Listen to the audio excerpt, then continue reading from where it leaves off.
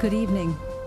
I'm Sister Deirdre Byrne, and I belong to the community of the Little Workers of the Sacred Hearts of Jesus and Mary.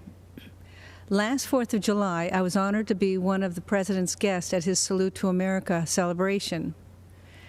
I must confess that I recently prayed while in chapel, begging God to allow me to be a voice and instrument for human life. And now here I am, speaking at the Republican National Convention. I guess you better be careful for what you pray for. My journey to religious life was not a traditional route, if there is such a thing. In 1978, as a medical school student at Georgetown University, I joined the Army to help pay for my tuition and ended up devoting 29 years to the military, serving as a doctor and a surgeon in places like Afghanistan and Egypt's Sinai Peninsula. After much prayer and contemplation, I entered my religious order in 2002, working to serve the poor and the sick in Haiti, Sudan, Kenya, Iraq, and in Washington, D.C. Humility is at the foundation of our order, which makes it very difficult to talk about myself. But I can speak about my experience working for those fleeing war-torn and impoverished countries all around the world. Those refugees all share a common experience. They have been all marginalized, viewed as insignificant, powerless, and voiceless. And while we tend to think of the marginalized as living beyond our borders, the truth is the largest marginalized group in the world can be found here in the United States.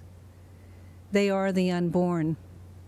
As Christians, we first met Jesus as a stirring embryo in the womb of an unwed mother and saw him born 9 months later in the poverty of the cave. It's no coincidence that Jesus stood up for what was just and was ultimately crucified because what he said wasn't politically correct or fashionable.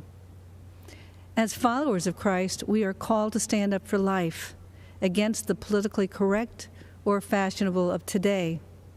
We must fight against a legislative agenda that supports and even celebrates destroying life in the womb. Keep in mind, the laws we create define how we see our humanity. And we must ask ourselves, what are we saying when we go into a womb and snuff out an innocent, powerless, voiceless life? As a physician, I can say without hesitation, life begins at conception.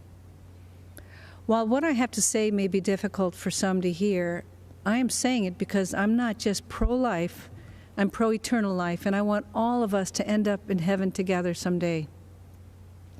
Which brings me to why I'm here today. Donald Trump is the most pro-life president that this nation has ever had, defending life at all stages. His belief in the sanctity of life transcends politics. President Trump will stand up against Biden-Harris, who are the most anti-life presidential ticket ever, even supporting the horrors of late-term abortion and infanticide. Because of his courage and conviction, President Trump has earned the support of America's pro-life community. Moreover, he has a nationwide of religious standing behind him. You'll find us here with our weapon of choice, the rosary. So thank you, Mr. President. We are all praying for you.